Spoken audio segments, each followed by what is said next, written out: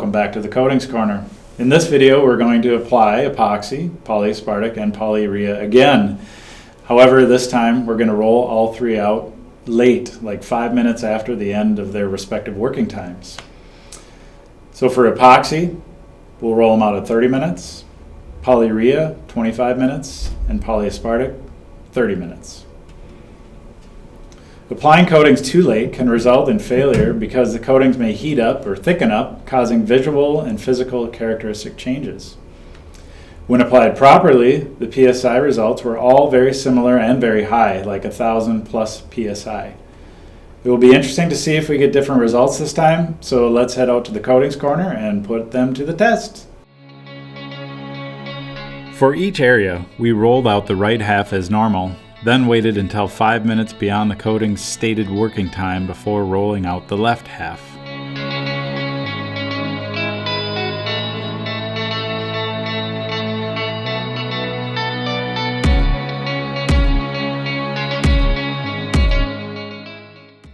Okay, all three coatings have been allowed to dry for 7 days. These are the coatings that were applied at the end of their working times.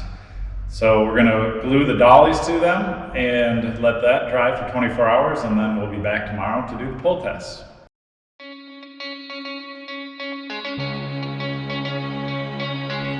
Again, this test measures the force required to peel the coating from the concrete. Or, when the coating bonds well, the concrete itself will fail and break first.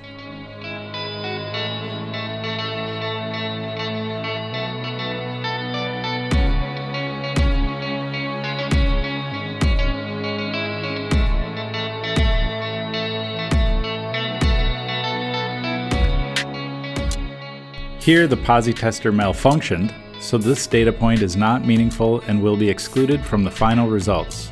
The PosiTester was reset and recalibrated for the next reading.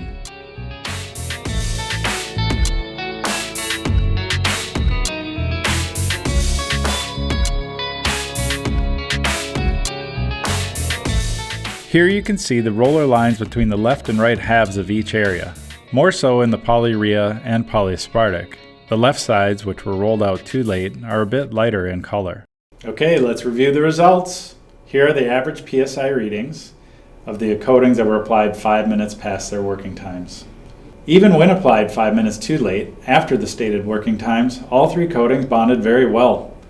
They all have high PSI readings. In fact, all of them resulted in concrete failure except for one where the tester failed. So again, good coating adhesion is typically considered to be at or above 400 PSI. The PSI of the late working time applications did decrease, but not very much. Polyaspartic decreased the most, but it still had a 991 PSI. I have to admit that I thought the results would be much lower than this. One contributing factor could be that the room temperature when we applied these coatings was 63 degrees compared to the 75 degrees that's on the technical data sheet. Colder temperatures generally increase working times. Also keep in mind that high humidity does shorten the working times for polyaspartic and polyurea. Again, for a deeper dive into the differences between these three coatings, check out Chris Boxmeyer's article on our website, and I hope to see you again soon.